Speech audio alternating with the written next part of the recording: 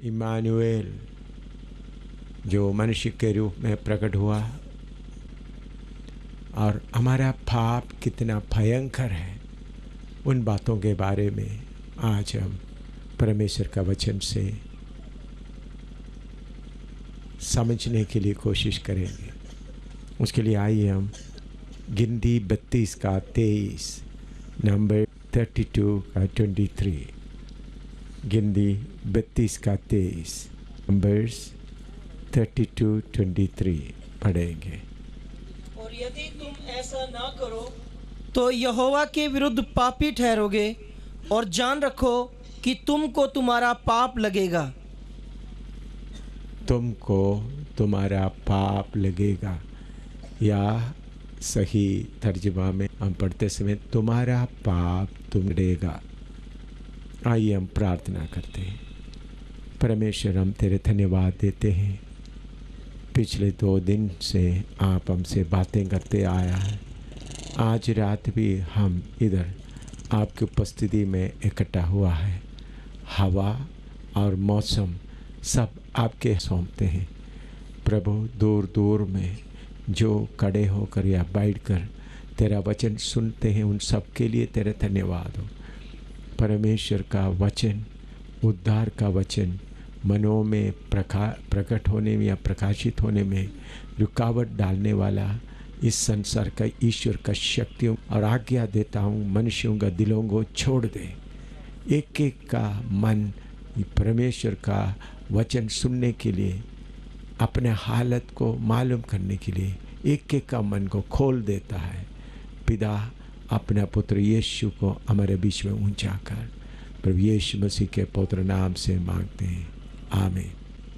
इधर में सर्वशक्तिमान परमेश्वर कहता है, तुम्हारा पाप तुमको लगेगा, या तुम्हारा पाप तुमको लगेगा, या तुम्हारा पाप तुमको पकड़ेगा।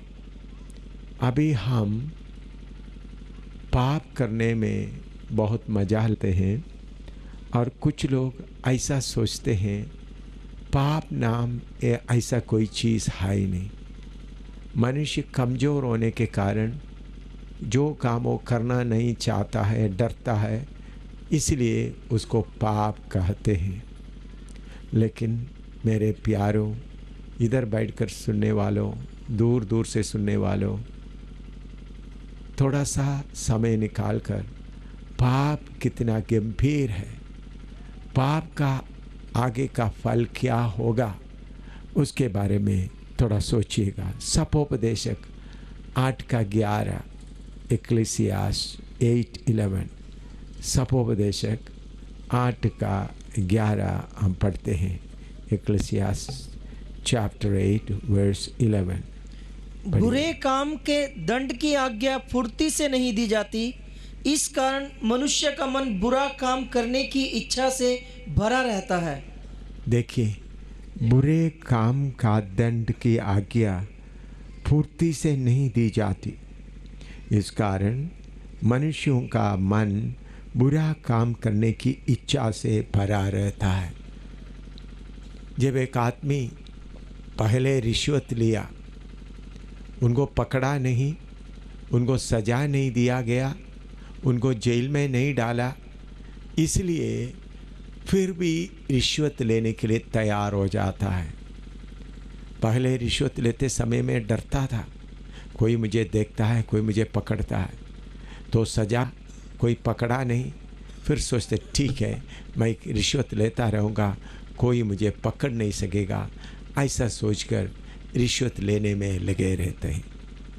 पहले बार जेब काटने के लिए या चोरी करने के लिए गया, बहुत डरते डरते गए थे, सोचा कोई पकड़ेगा, लेकिन कोई नहीं पकड़ा, तो सोचते ठीक है मैं बच गया। अपना चालाकी से फिर चोरी करने के लिए, जेब काटने के लिए चले जाता है।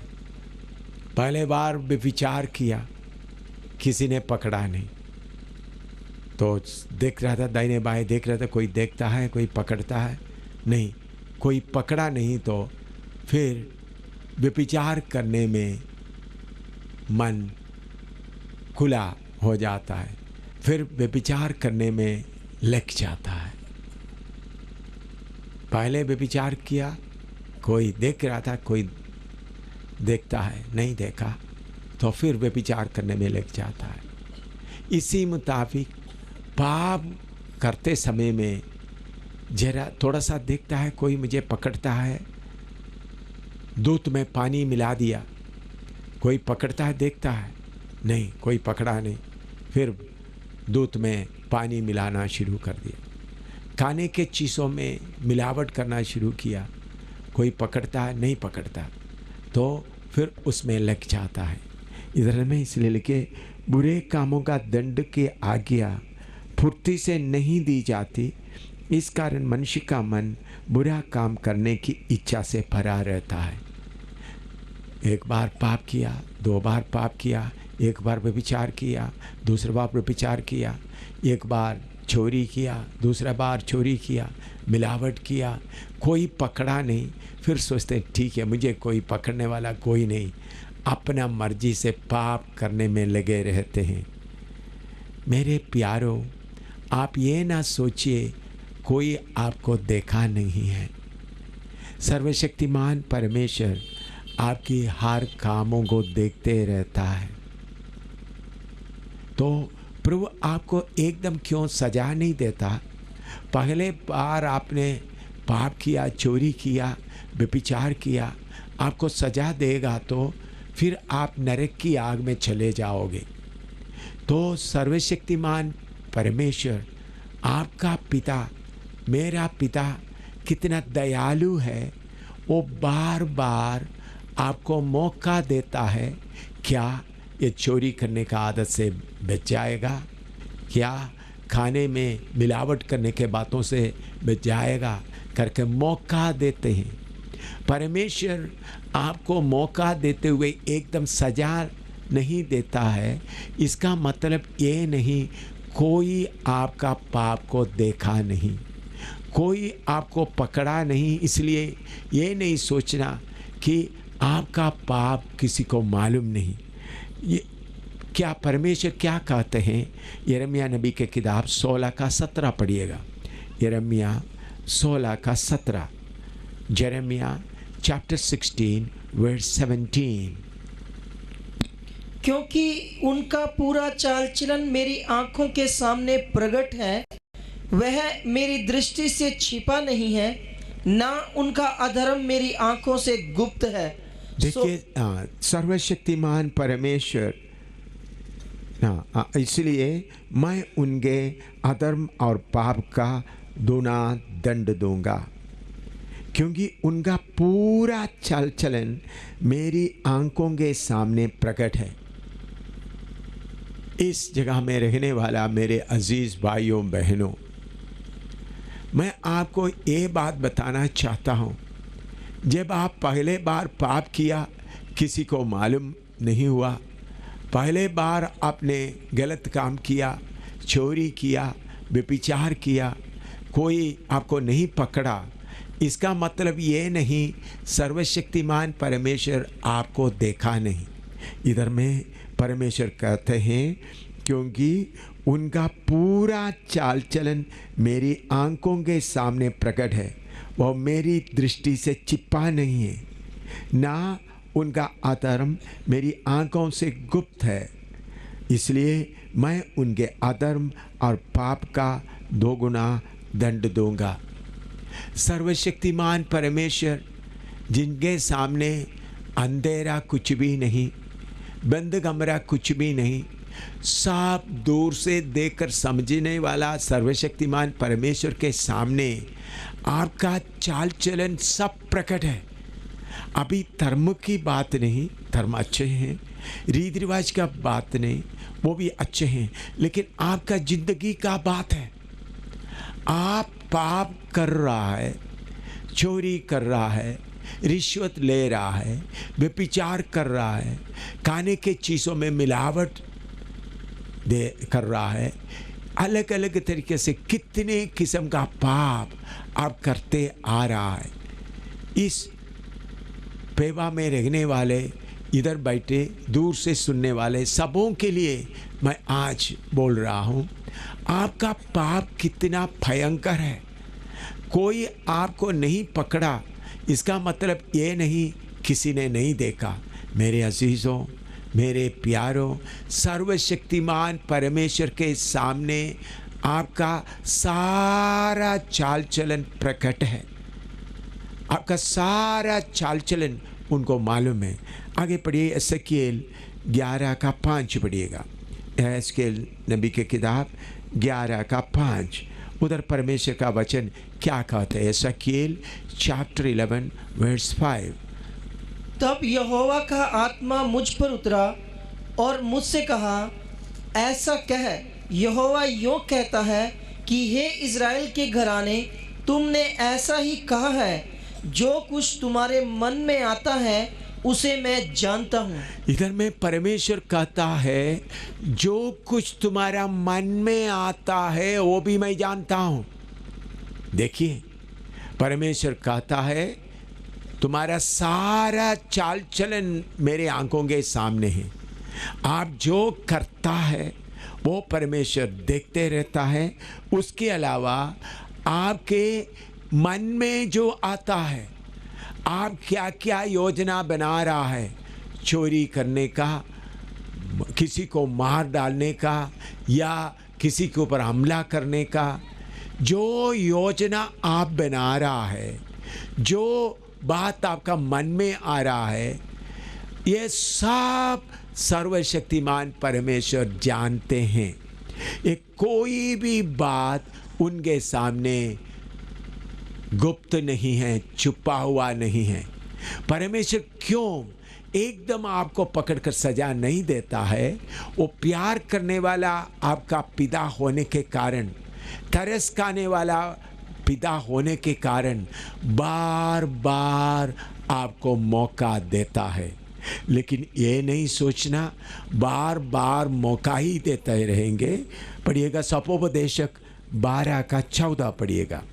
सपोपदेशक 12:14 बार बार आपको मौका देता है, लेकिन पिता परमेश्वर, सर्वशक्तिमान परमेश्वर क्या करने जा रहा है? क्योंकि परमेश्वर सब कामों का और सब गुप्त बातों का, चाहे वो भली हो या बुरी, न्याय करेगा। मेरे अजीजों, मेरे प्यारे भाई बहनों, इधर बैठकर सुनने वालों और दूर से सुनने वालों, देखिए, क्योंकि परमेश्वर सब कामों का और सब गुप्त बातों का, चाहे वे भली हो या बुरी, न्याय करेगा। परमेश्वर न्याय करेगा। आपने जब पहले बार चोरी किया, व्यभिचार किया, या दूध में या खाने के चीज़ में मिलावट कर दिया, सजा नहीं मिला, तो इसका मतलब परमेश्वर देखा नहीं। मेरे प्यारों, आपके सारे चाल चलन परमेश्वर के सामने प्रकट है। जो बात आपका दिमाग में आते हैं वो भी वो जानते हैं। फिर भी एकदम आपको क्यों मौका नहीं देता, एकदम आपको क्यों सजा नहीं देता है? आपको बार बार मौका देता है ताकि आप सुधर जाएं, आप पाप करने का रास्ते से हट जाएं। नहीं तो एक दिन आने वाला है, परमेश्वर आपको न्याय करेगा। आपको परमेश्वर के अदालत में खड़ा होना पड़ेगा। उसके लिए परमेश्वर योजना बनाया है। इस धरती में जितने लोग मनुष्य के रूप में आया, उन सब का अदालत होगा, न्याय होगा। परमेश्वर की कचहरी में, सर्वशक्तिमान परमेश्वर का कोर्ट में आपको खड़ा होना पड़ेगा। उसके लिए प्रभु क्या करने जा रहा है? भजन संहिता 90:3 पढ़िएगा। परमेश्वर इसके लिए क्या करने जा रहा है? कैसा आपको परमेश्वर अपने अदालत के सामने आपको लाने जा रहा है? तू मनुष्य को लौटाकर चूर करता है और कहता है कि हे आदमियों, लौट आओ। इधर में परमेश्वर कहता है, हे आत्मियों लौट आओ। सर्वशक्तिमान परमेश्वर एक एक आदमी को दोबारा पृथ्वी में वापस आने का मौका देने जा रहा है। वो दूसरा जन्म लेकर फिर जिंदगी बिताने के लिए नहीं, बल्कि सारे मनुष्य को परमेश्वर लौटाने जा रहा है। इसको थोड़ा विवरण से देखिए। प्रकाशित वाक्य 20 का 11 से 15 तक। प्रकाशित वाक्य 20 का 11 से 15 तक। Revelation chapter 20 verse 11 to 15। फिर मैंने एक बड़ा ध्यान से सुनिएगा, ध्यान से सुनिएगा। फिर मैंने एक बड़ा श्वेत सिंहासन और जो उस पर बैठा था उसे देखा, जिसके सामने से पृथ्वी और आकाश भाग गए और उनके लिए जगह न मिली। फिर मैंने छोटे बड़े सब मरे हुओं को सिंहासन के सामने खड़े हुए देखा और पुस्तकें खोली गई। फिर एक और पुस्तक खोली गई, अर्थात जीवन की पुस्तक, और जैसा उन पुस्तकों में लिखा हुआ था उनके कामों के अनुसार मरे हुओं का न्याय किया गया। और समुद्र ने उन मरे हुओं को जो उसमें थे दे दिया, और मृत्यु और अधोलोक ने उन मरे हुओं को जो उनमें थे दे दिया, और उनमें से हर एक के कामों के अनुसार उनका न्याय किया गया। और मृत्यु और अधोलोक भी आग की झील में डाले गए। यह आग की झील तो दूसरी मृत्यु है, और जिस किसी का नाम जीवन की पुस्तक में लिखा हुआ ना मिला, वह आग की झील में डाला गया। मेरे प्यारों, जैसा मैं आपके सामने बैठकर ये बात बोल रहा है और आपके कानों तक पहुंच रहा है, ये कोई स्वप्न नहीं है, सच्चाई है। आप कोई स्वप्न नहीं देख रहा है, सच्चाई में आपके कान में ये आवाज़ पहुंच रही है। इसी मुताबिक एक सच्चाई है कि आपको सर्वशक्तिमान परमेश्वर की अदालत के सामने खड़ा होना पड़ेगा। हमारे बीच में एक ख्यालात है, हम बार बार बदलकर 84 लाख योनियों में बदलकर इस पृथ्वी में आएंगे। ऐसा अभी जो पाप किया उसका सजा उठाया, उसके बाद फिर दूसरा जन्म लिया। मेरे प्यारो, इसमें एक सच्चाई है, तो मैं आपसे आपका विचार के लिए मैं बोल रहा हूँ।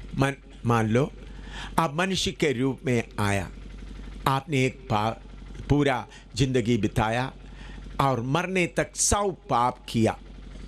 100 पाप में से 90 पाप के लिए आपने कुछ गरीबों को खिलाया, तीर्थ यात्रा किया। आपके हिसाब से 90 पापों का आपने हिसाब किताब कर दिया, बाकी 10 पाप रह गए। उसके बाद आप एक छोटा चिड़िया बन गया।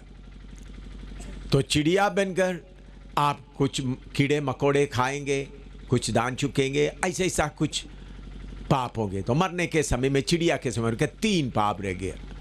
तो मनुष्य का 10, चिड़िया के जन्म में 3, तो 2 जन्म में आपका 13 पाप हो गया। उसके बाद आप एक सुअर बन गए। तो सुअर बनकर कुछ करते करते 100 पाप किया था, किसी ने मारा, कुछ किया, तो किसी ने काट दिया, तो 80 पाप का हो गया। फिर 20 पाप बाकी रह गया। तो पहले 13 हो गए थे, अभी 20 33 हो गए। उसके बाद आप गाय माँ का जन्म में आया। गाय माँ का भी आप देखते हैं, उनका 4 पाँव के नीचे जो खुर होते हैं कितना सख्त होता है, कितने कीड़े मर जाता है, कितने। और उसके अलावा कभी खेत से सब्जी खा लिया, वैसा खाया। तो गाय माँ का जन्म में भी कुछ किसी ने मारा तो 50 पाप रह गया। मनुष्य के जन्म में 10 रह गया, चिड़िया के जन्म में 3 रह गया, सुअर के जन्म में 60 रह गया। तो कितना हो गया? पहले का 10 13 हो गया, फिर 20 तो 33 हो गया, फिर 50, फिर को तो 83 हो गया। इसका मतलब 4 जन्म में आपका 83 पाप हो गया। जो 84 लाख योनियों में आप बदलते बदलते जाएंगे तो आपका पाप बढ़ेगा या घटेगा? मेरे प्यारों, आपका पाप बढ़ता रहेगा। जम्मू में एक शर्मा जी जो मेडिकल कॉलेज का फार्मासिस्ट था, चीफ फार्मासिस्ट, सारे जम्मू में मेडिकल कॉलेज में मेडिकल हॉस्पिटल जितना है उस सबका, क्योंकि उधर 5-6 बड़े बड़े हॉस्पिटल, उस सबका दवाई उनके पास आते थे, उधर से वो डिस्ट्रीब्यूट करते थे। वो मेरे दोस्त बन गया, रिटायर हो गया, 73 साल हो गया। उन्होंने एक बार रामायण 18,000 श्लोक में लिख करके 1800 श्लोक में लिखकर मेरे पास लेके आया। मेरे से बोला आप इसके लिए प्रार्थना करो ताकि दूरदर्शन वाला इसको कबूल करें और एक एक एपिसोड करके सारे हिंदुस्तान में सुनाया जाए ताकि मेरा नाम भी हो जाए, कुछ पैसा भी मिले। ऐसा बोलकर हम बहुत दोस्त हो गए। तो मैं एक दिन शर्मा जी से बोला, शर्मा जी, सारे जम्मू का जितना हॉस्पिटल है सबका, मेडिकल कॉलेज का बड़ा फार्मासिस्ट है, सारा दवाई आपके पास है, स्टोर आपके पास था, बाकी अस्पताल के लिए आप सप्लाई करते थे, क्या ये जो गरीबों बीमारों को मुफ्त में देने वाला दवाई कभी आप चोरी चोरी मेडिकल दुकानों में, शॉप में बेच देते थे?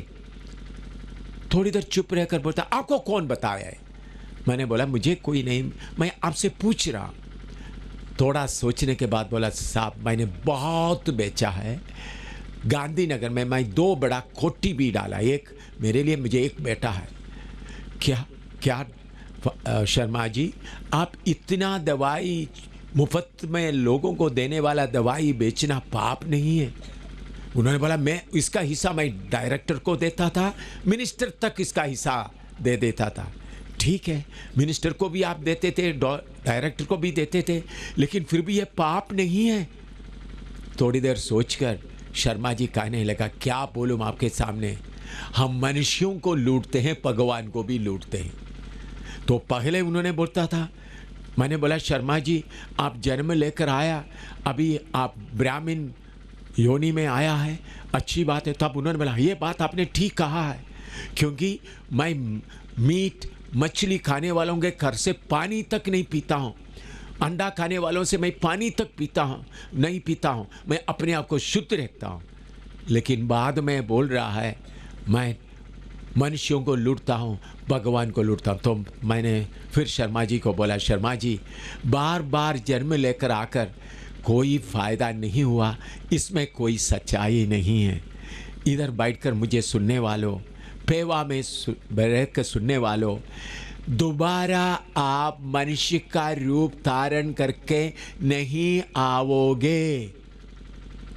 एक ही बार आप मनुष्य के रूप में आया, इसके बाद आप चिड़ी नहीं बनेगा, मछली नहीं बनेगा, जानवर नहीं बनेगा, गाय नहीं बनेगा और कोई दूसरा रूप में नहीं आएगा। तब आप बोलेंगे देखो कुछ लोग गरीब है, उनका हाथ कटा गया है, कुछ लोग बहुत गरीब है, तो पुराना जन्म में कोई पाप किया होगा, उसका सजा उठा रहा है, ऐसा आप बोलते होंगे। देखो अब ये आंख नहीं है, पाँव नहीं है, कितना मैंने इसका भी पूरा खोज किया गया है। ऐसे गरीबों के बीच में जाकर मैं रह कर देखा है। मैं इसी मीरठ शहर में, जो आपके नज़दीक है, ज़्यादा दूर नहीं, मीरठ शहर में एक घंटाघर है। घंटाघर में एक दिन, मैं उस वक़्त फ़ौज में ऑफिसर था, तो मुझे गरीबों का हालत देखने के लिए मुझे मन लगा। एक दिन रात को 11 बजे मैं शॉल ओढ़कर उनके गरीबों के बीच में, भिखारियों के बीच में गया। तो घंटाघर में सारे भिखारी इकट्ठा होते, करीबन 300 से ज़्यादा भिखारी लोग थे। उधर जाके 11 बज गया तो मैं शॉल ओढ़कर उनके बीच में बैठा था, करीबन बहुत भीड़, 300 से। तो लाले लोग कार में शराब ला रहा है, खाने का ला रहा है, मुर्गी ला रहा है, क्या क्या ला रहा है। तो उन लोग आपस में बोल बोल कर मजाक उठा रहे। मैं उसको ऐसा तग लिया, किसी ने उनके शरीर में कोई ऐसा फोड़ा है करके लगाए, तो चाकू लेकर वो सारे दवाई निकाल रहे, तो अच्छा है। तो ऐसा कितना, तो तब मैंने देखा लाले लोगों का हिसाब कर रहा है। तब किसी के पास 51,000, किसी के पास 1 लाख, ऐसा सब अमीर। तब मुझे मालूम हुआ लोग सचमुच बड़े खुशी से रहने वाला है, अच्छी तरह खाते पीते हैं, लोगों को धोखा देता है। उसके अलावा एक बार मैं दिल्ली में जमा मस्जिद में, उधर में एक आदमी को मैंने देखा जो हाथ नहीं पाँव नहीं, बिल्कुल हाथ नहीं पाँव, करीबन 30 साल का होगा। वो उसके पीछे टायर का कुछ बनाकर बांधा हुआ, ऐसा हिलता हिलता ज़मीन में ऐसा चल रहा था, रो रहा था। मैंने सोचा सबसे दुखी आदमी ये है, इनका हाथ भी नहीं है, पाँव भी नहीं। मैं सोचा ठीक है, शाम को देखता हूँ इसका हालत क्या होगा। वो रो रहा था। देखो शाम को देखा तो बड़े लोग आ रहे, ऐसा आ रहे, उनका मुंह पोंछ रहा है, मीट खिला रहा है, वो हंस रहा है खुशी से। तब मुझे मालूम हो गया इस आदमी के द्वारा कई लोग अपना पेट भरते हैं। मेरे प्यारों, आप ये नहीं सोचना इन लोग दुखी है, जो हाथ काटा है ऐसा लोग दुखी नहीं है, लेकिन परमेश्वर उनको ऐसा होने क्यों दिया है। आपको परमेश्वर दोनों हाथ दिया, पाँव दिया, तुम परमेश्वर को पहचानो, आपके लिए गवाही दे रहा है। ये नहीं सोचना पिछले जन्म में उन्होंने कोई पाप किया है, उन लोग खुशी से रह रहा है।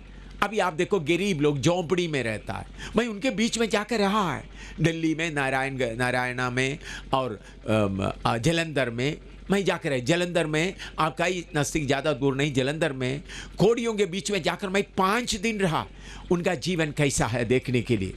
तो वो लोग सचमुच में दुखी नहीं है। आप झोंपड़ियों में रहने वालों को देखें, उधर बिजली नहीं, शाम को 6 बजे सूरज के रोशनी में वो खाना पका कर खा लेते हैं और आराम से सो जाता है। कितना मच्छर काटे उनको कोई असर नहीं होता, सुबह फिर उठकर काम करता है। हम लोग एयर कंडीशन मकान में रहते हैं, पेट भर का खाना खाते फिर भी बिस्तर में पलटते रहते हैं, नींद नहीं आता। तो आपसे वो कितने अच्छा है। तो इसलिए मेरे प्यारो, ये ना सोचें वो गरीब पगले पाप करने के कारण सजा उठा रहे। आप अमीर आदमी हैं, अच्छा कोठी है, एयर कंडीशन मकान है, क्या फिर भी तुम पाप नहीं करते? बाकी लोगों से कितने ज्यादा तुम रिश्वत लेते हैं, तुम लूटते हैं, झूठ बोलते हैं, कितने गंदे काम करता है, लोगों को मरवाता है। क्या आप अच्छा मकान में होने के कारण आप पापी नहीं है? मेरे प्यारों, बार बार कोई जन्म लेकर नहीं आएगा। मैं सारे दुनिया में ये दावा देता हूं। पिछले दिनों में कुछ साल पहले कुछ एक घटना हो रहा था, इलस्ट्रेटेड वीकली में बार बार आ रहा था। एक लड़की 5-6 साल का लड़की बोलने लगी, मैं फलाना घर में जन्म लिया था, मैं फलाना आदमी का पत्नी था। उस वक़्त मैंने एक हरे रंग का साड़ी खरीदा है, वो एक बार भी पहना नहीं, अभी जाकर देखेगा तो पेटी के अंदर है, बीच में एक्सीडेंट हो गया, मर गया, मैं इसके बाद इधर में आया। फिर उनके ऊपर प्रार्थना किया गया, उनके ऊपर का दुष्टात्मा को ढांढा गया। तो पूछा, बोलो तुम कौन है? बोलते मुझे क्या पता, तुम्हारा पति किधर है? क्या, मैं इधर ही जन्म लिया है, मेरा पापा है, मेरा मम्मी है, मुझे कौन सा पति है? एक दुष्टात्मा उनको ऐसा चक्कर कटवा रहा था। मैं आज भी, मैं दिल्ली में बड़ा सभा में, मैं करीबन 20-25 साल पहले दावा किया, मरे हुए में से दूसरे बार जन्म लेकर आया हुआ कोई एक व्यक्ति को लाए, एक को लाए। आज तक ये 20-25 साल हो गया, मैं किसी को भी ला नहीं सका। मेरे प्यारों, मैं आपको प्रेम करने के कारण बोल रहा हूं, आप बार बार जन्म लेकर इस पृथ्वी में नहीं आओगे। एक ही बार मनुष्य का रूप लेकर आया, फिर आपको मरे हुए हालत से दोबारा वापस लेके आएगा। सर्वशक्तिमान परमेश्वर कहेगा, ए आदमियों लौटाओ। इधर में देखा है सर्वशक्तिमान परमेश्वर का सिंहासन रखा है, उधर में छोटे बड़े सब के सब उस सिंहासन के सामने खड़े हैं। पृथ्वी हटा दिया गया, आसमान हटा दिया गया, क्योंकि मनुष्य जब अपना प्राण में आत्मा में आते वक्त उनको खड़ा होने के लिए कोई शरीर का जरूरत नहीं, कोई जगह का जरूरत नहीं, कोई पृथ्वी का जरूरत नहीं। आत्मा में सब के सब, हवा में सर्वशक्तिमान परमेश्वर के सिंहासन के सामने सब के सब खड़े हैं। आज मेरी आवाज सुनने वालों, ये सच्चाई जान लो, एक दिन आपको सर्वशक्तिमान परमेश्वर के अदालत के सामने खड़ा होना पड़ेगा। सर्वशक्तिमान की अदालत से कोई बच नहीं सकेगा। छोटे बड़े सिखाने वाले सब के सब, भक्ति करने वाले सब के सब सर्वशक्तिमान परमेश्वर की अदालत के सामने खड़ा होगा। उस समय परमेश्वर आपके खिलाफ गवाहों को बुलाएगा। जब कचहरी में, अदालत में मुजरिम को एक जगह में खड़ा करते हैं, फिर जज बोलते हैं गवाह को पेश करो, इन्होंने ये गलती किया है, उसका सबूत। इसी मुताबिक सर्वशक्तिमान परमेश्वर आपके खिलाफ गवाहों को बुलाएगा। वो गवाह कौन है? पढ़िएगा आयुब 20 का 27, जॉब 20:27, आयुब 20 का 27। आपके खिलाफ सर्वशक्तिमान परमेश्वर गवाहों को बुलाने जा रहा है। पढ़िएगा। आकाश उसका अधर्म प्रकट करेगा और पृथ्वी उसके विरुद्ध खड़ी होगी। आकाश उसका अधर्म प्रकट करेगा, पृथ्वी उसके विरुद्ध खड़ी होगी। मेरे प्यारों, आकाश वो कोई तरफदारी नहीं करता। आकाश से, सूर्य से रोशनी आता है। पूजा करने वालों, ना पूजा करने वालों, परमेश्वर का गाली देने वालों के ऊपर भी रोशनी आता है, बारिश आता है। भक्ति करने वालों को, परमेश्वर के खिलाफ बोलने वालों को, परमेश्वर के गाली देने वालों के ऊपर भी बारिश आता है। आकाश किसी का तरफदारी नहीं करता, किसी से रिश्वत नहीं लेता। पृथ्वी भी किसी से रिश्वत नहीं लेता। पृथ्वी नहीं देखता या हिंदू है, मुसलमान है, ईसाई है, या परमेश्वर के खिलाफ बोलने वाला है, या गलत काम करने वाला, कोई नहीं देखता। जो आप बोलते हैं पृथ्वी में से उकर निकल आता है, तरफदारी नहीं करता। इसलिए परमेश्वर आपके खिलाफ आकाश को बुलाएगा, पृथ्वी को बुलाएगा। खुलेआम आप जो पाप किया है, मनुष्य देखा नहीं, खाने में मिलावट कर दिया, सीमेंट में रेत डाल दिया, रिश्वत ले लिया, किसी को मार डाल दिया, व्यभिचार किया, कोई और नहीं देखा। आसमान तो देखा, पृथ्वी ने भी देखा। वो आपके सामने आकर गवाही देगा, इन्होंने ये कत्ल किया है। इधर में आपने अदालत को किसी गलत गवाहों को पेश करके कत्ल से बच गया, सजा से बच गया। लेकिन सर्वशक्तिमान परमेश्वर की अदालत के सामने खड़ा होते समय में रिश्वत नहीं चलेगा, वकीलों का बातचीत नहीं चलेगा। आकाश आपके खिलाफ आकर बोलेगा, पृथ्वी आपके खिलाफ गवाही देगा। तो मेरे अजीजों, कहां आप बच सकोगे? आप बंद कमरे में जो किया है उसके बारे में भी हबकुक 2:11 पढ़िएगा। The book of Habakkuk 2:11, Habakkuk chapter 2:11। आप बंद कमरे में जो पाप किया है, जो चोरी किया है, जो मार डाला है, जो व्यभिचार किया है, उसके बारे में सुनिएगा। क्योंकि घर की भीत के पत्थर दुहाई देते हैं और उसके छत की कड़ी उनके स्वर में स्वर मिलाकर उत्तर देती है। घर के पत्थर दुहाई देता है। इधर में जो प्रचार करता है इसका रिकॉर्डिंग किया जाता है। मनुष्यों ने मनुष्य का बुद्धि से बनाया हुआ वीडियो है, बाद में आप देख सकता है। मनुष्य इतना बना सकेगा तो आपके कमरे का ईंट पत्थर रिकॉर्डिंग कर रहा है। आप चुपकर जो काम किया है सर्वशक्तिमान परमेश्वर बोलेगा, एक कमरे जिस कमरे में रहेगा ईंट आ जाओ, और छत का लकड़ी भी आकर गवाही देगा। आप किधर बच सकता? खुले आम ने जो पाप आपने किया उसके लिए जमीन आकाश आकर गवाही देंगे। बंद कमरे में किया हुआ पाप के लिए आपका कमरे का ईंट पत्थर आकर गवाही देंगे। तो उसके अलावा प्रकाशित वाक्य 20 का 12 भी पढ़िएगा। पहले एक बार पढ़ा है, लेकिन उसका 20 का 12 और एक बार पढ़िएगा। प्रकाशित वाक्य 20 का 12 और रेवलेशन चैप्टर 20 वर्स 12।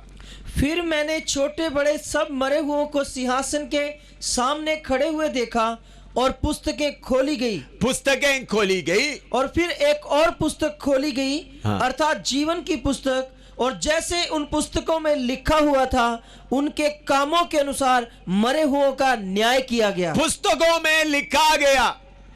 उन्हीं दिनों में जब ये लिखा है 2000 साल पहले, उस समय बिजली नहीं था, वीडियो नहीं था, कैमरा नहीं था। उस वक्त पुस्तकें थे, कोई गलती करता हो लिखता, तो इसलिए उस समय का समझने के भाषा के अलावा में लिखा है। मेरे प्यारों, सारे मनुष्य के पीछे एक वीडियो है, यादगारी वीडियो, मेमोरी वीडियो, मेरे और आपका। प्रभु महान बोलेगा इनका यादगारी वीडियो खोल दो। तो आप जब से होश में आया तब से आपने किया हुआ सारे जैसा फिल्म में आता एक एक आएगा। वीडियो में देखते वक्त सिर्फ तस्वीर आता है, उद्देश्य मालूम नहीं होता। यादगारी वीडियो खोलते वक्त किस उद्देश्य से आप उधर खड़ा था, किस मतलब से आप ऐसा बात किया, आपका मतलब भी प्रकट होगा। मेरे प्यारों, आपका यादगारी वीडियो भी खोला जाएगा।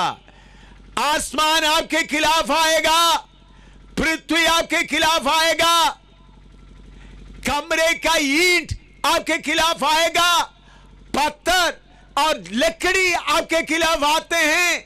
उसके अलावा आपका खुद का यादगारी वीडियो ये सब खोल दिया जाएगा। मुझे सुनने वालों, पेवा में रहने वालों, ये सच्चाई सुनिएगा। प्रेम से बोल रहा है, ये धर्म परिवर्तन का बात नहीं है, आपका न्याय का बात है। सबका हिसाब खोल दिया जाएगा और परमेश्वर आपका अदालत करेगा। तो पाप आप खुद, जब आपका यादगारी वीडियो खोला जाएगा, आप खुद बोलेंगे हाँ मैं पापी हूं, मैं पाप किया है। मनुष्य के रूप में रहते रहते मैंने पाप किया है। मैंने सोचा और कोई योनियों में आएंगे, अभी मालूम हो गया और कोई योनि नहीं है। अदालत के सामने खड़ा होना है, करके आप पछताओगे, मौका नहीं मिलेगा। पाप का मजदूरी क्या है? रोमी 6 का 23 पढ़िएगा। रोमी 6 का 23, रोमन्स 6:23। पाप का फल क्या है? अभी पाप करने से मजा आता है, चोरी करने से मजा आता है, रिश्वत लेने से मजा आता है, व्यभिचार करने से मजा आता है, लेकिन देख लो बाद में क्या होने वाला है। क्योंकि पाप की मजदूरी तो मृत्यु है, परंतु परमेश्वर का वरदान हमारे प्रभु यीशु मसीह में अनंत जीवन है। पाप का मजदूरी मृत्यु है। यह मृत्यु हमारा जो मौत है, जो शरीर का मौत, ये असली में एक एस्केप रूट, एक्सिट, निकल जाने का। जो लोग अभी रेलवे स्टेशन में आप जाएं या बस स्टैंड में जाएं, एक्सिट, बाहर जाने का रास्ता है। तो उस बाहर जाने का रास्ता से हमारा आत्मा प्राण हमारा इस शरीर से बाहर जाता है, वो है शारीरिक मौत। लेकिन असली मौत क्या है? परमेश्वर से दूर होकर तड़पना, आग के बीच में तड़पना, वो है असली मौत। फिजिकल डेथ सिर्फ एक एस्केप, इस शरीर से निकलने का। अगर आपका पाप माफ नहीं हुआ तो आप कहां जाकर तड़पोगे? उसके लिए सुनिएगा लूक का 16 का 19 से लेकर 31 तक। Look 16 19 to 31। प्रभु का दास आस्ता आस्ता पढ़ेंगे ताकि टाइम बचा सकेंगे, आपको अच्छी तरह सुनाई दे, समझे। Luke chapter 16 verse 19 to 31। Luke का 16 का 19 से 31 तक पढ़िएगा। एक धनवान मनुष्य था जो बैंजनी कपड़े और मलमल पहनता और प्रतिदिन सुखविलास और धूमधाम से रहता था। लाजर नाम का एक कंगाल जो घावों से भरा हुआ उसकी डेवड़ी पर छोड़ दिया जाता था, और वह चाहता था कि धनवान की मेज पर की जूठन से अपना पेट भरे, और कुत्ते भी आकर उसके घावों को चाटते थे। ऐसा हुआ कि वह कंगाल मर गया, और स्वर्गदूतों ने उसे लेकर इब्राहिम की गोद में पहुंचाया, और वह धनवान भी मरा और गाड़ा गया। और अधोलोक में उसने पीड़ा में पड़े हुए अपनी आंखें उठाई और दूर से अब्राहम की गोद में लाजर को देखा। उसने पुकार कर कहा, हे पिता अब्राहम, मुझ पर दया करके लाजर को भेज दे, ताकि वह अपनी उंगली का एक सिरा पानी में भिगोकर मेरी जीभ को ठंडा करे, क्योंकि मैं इस ज्वाला में तड़प रहा हूँ। परंतु अब्राहम ने कहा, हे पुत्र, स्मरण कर, तू अपने जीवन में अच्छी वस्तुएं ले चुका है, और वैसे ही लाजर बुरी वस्तुएं, परंतु अब वह शांति पा रहा और तू तड़प रहा है। इन सब बातों को छोड़ हमारे और तुम्हारे बीच एक भारी गड्ढा ठहराया गया है, ताकि जो यहाँ से उस पार जाना चाहे वह ना जा सके, और न कोई वहाँ से इस पार हमारे पास आ सके। उसने कहा, हे पिता, मैं तुझसे विनती करता हूँ कि तू उसे मेरे पिता के घर भेज, क्योंकि मेरे 5 भाई और हैं, वह उनके सामने इन बातों की गवाही दे, ऐसा ना हो कि वे भी इस पीड़ा की जगह में आएं। अब्राहम ने उससे कहा, उनके पास तो मूसा और भविष्यद्वक्ताओं की पुस्तकें हैं, वे उनकी सुने। उसने कहा, नहीं हे पिता अब्राहम, पर यदि कोई मरे हुओं में से उनके पास जाए तो वो मन फिराएंगे। उसने उससे कहा, जब वे मूसा और भविष्यद्वक्ताओं की नहीं सुनते, तो यदि कोई मरे हुओं में से जी उठकर भी जाए तो उसकी भी नहीं मानेंगे। मेरे प्यारो, मरने के बाद आपका बेटा बेटियां या रिश्तेदार मिलकर कितना भी चढ़ावा चढ़ाएं, फायदा कुछ नहीं। गरीबों को, भूखे लोगों को खाना मिलेगा बस। मरते ही मौत के द्वारा जब आपका शरीर से प्राण निकल जाता है, उसी सेकंड में एकदम आपका आत्मा प्राण को अगर उद्धार नहीं पाया तो तड़पने वाला जगह में, इस धरती में है वो जगह, वो धरती में ले जाएगा।